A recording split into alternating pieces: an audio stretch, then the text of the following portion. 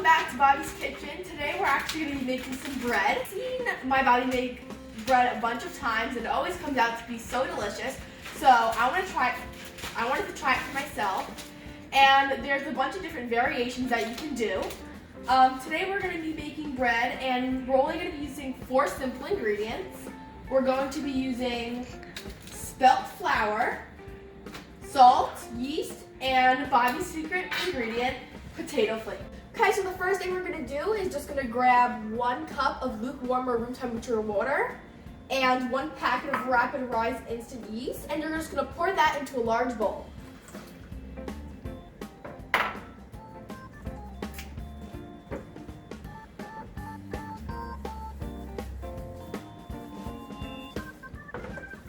And now you're just going to stir that until it's all mixed together.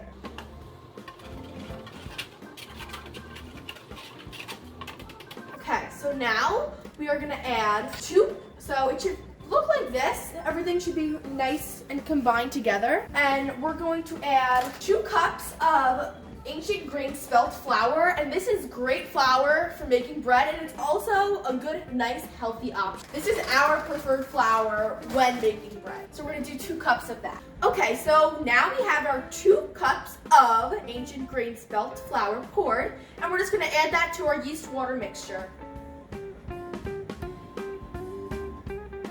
Okay, so you're also going to add about a handful of potato flakes, and about a teaspoon of any salt of your choice, and we're using pure sea salt. Now you are going to mix all the ingredients together until you get a sticky dough-like texture. You want to make sure that you mix very well so all the ingredients are incorporated evenly within the dough. The dough needs to be nice and sticky when you're done mixing. And one of the positive things and very easy things about this recipe is that you will not need to knead the bread. Eating the bread is kind of like a pain in the butt and it takes forever, but with this, it's nice and easy and you don't have to. So we're actually going to do a little bit of experimenting here, and we're going to add 1 teaspoon of ground cumin to help with flavor and digestion. And once that's in, you also want to make sure that you mix the dough in with the cumin to make sure it's distributed evenly throughout the bread.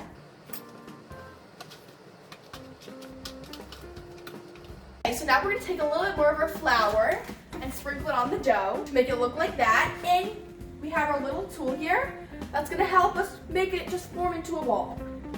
So we're just going to grab the edges and just keep on bringing them to the middle until we have a ball.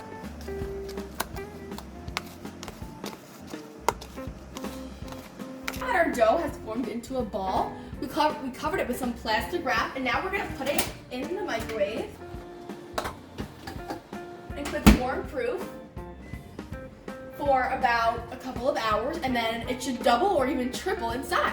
So about a half an hour before your bread is done proofing, you're going to want to preheat your oven to 450 degrees. And you could either purchase a cast iron or a bread dome, and you're going to want to put that in the oven until both the oven and whatever you're cooking the bread in reaches 450 degrees. And now we are going to put our bread dome into the oven.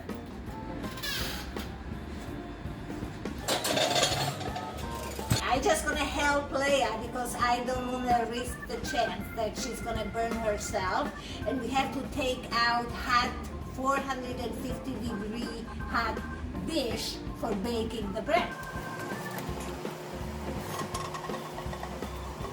I'm gonna take out our bread that has been proofing. We have our bread and we are going to place it onto parchment paper. It's all wobbly. Look. Before you put your dough onto your parchment paper, you're gonna want to just sprinkle a little flour just to make sure that the dough does not stick to your parchment paper, making it easier to form that dough ball shape that you need. You're also going to want to flour your hands so while you're transferring the dough to the parchment paper, it doesn't stick to your hands. So now we're just going to take the dough and just kind of almost scoop it out of the bowl. Keep on almost just scraping the sides until it kind of just falls out.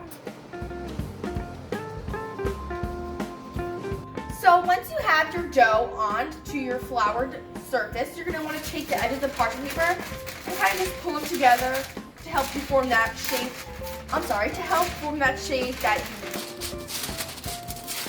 Okay, so we have our dough in the ball-like form, and now we're just going to transfer it to our bread dough. Just make sure that you're being super careful with this because it is going to be 450 degrees.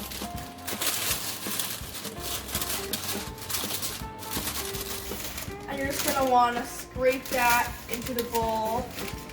Make sure everything comes. Okay. And we're gonna put it in.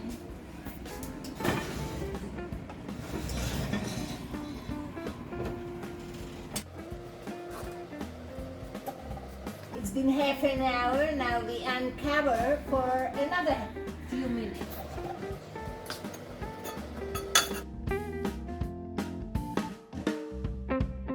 Okay, so our bread is finally done. Let's give it a taste.